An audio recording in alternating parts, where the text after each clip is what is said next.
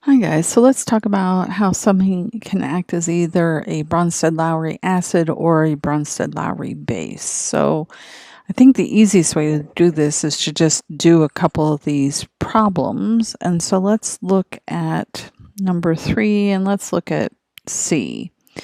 And it says show by suitable ionic equation, net ionic equation, that each of the following species can act as a Bronsted Lowry acid. So as an acid, it has to donate hydrogen ions into solution or create hydronium ions. And so for NH3 to donate a hydrogen ion, I'm going to have to remove one of those. And if I remove one, I'll have 2 left. And now it will have a minus charge because I have to make a plus ion over here. And so this side, the charge adds up to 0. This side, the charges add up to 0. And so it is equal in terms of charge and mass on both sides of the equation. And so this would be a net ionic equation where a substance is acting as an acid. So if it's acting as an acid, I need to see that H+.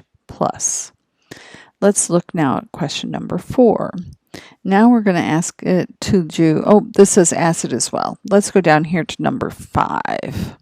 So 5 is asking it to act as a base. So to act as a base means I need to create hydrogen or hydroxide ions in solution.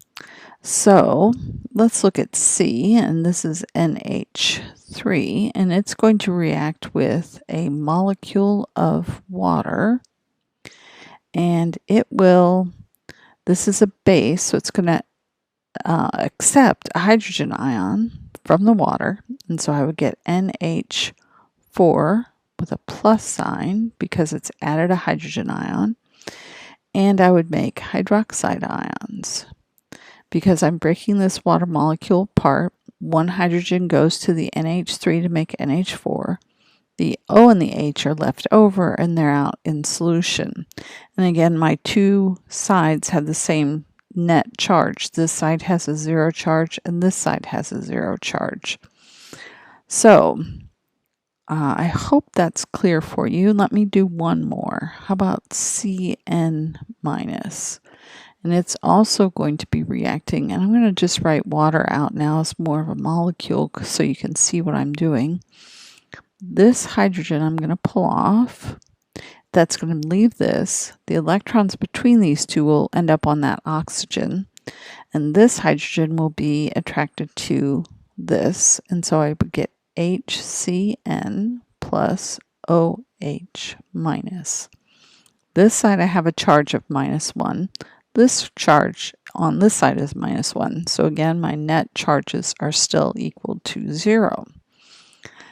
So you are going to have water in your equation. You are going to break that water apart, or that water, if it's an acid like this one, may be donating a hydrogen ion to the solution. So acids are going to donate a hydrogen ion. Bases are going to either donate a hydroxide ion or accept a hydrogen ion to create a hydroxide in solution. I hope that helps. Let me know.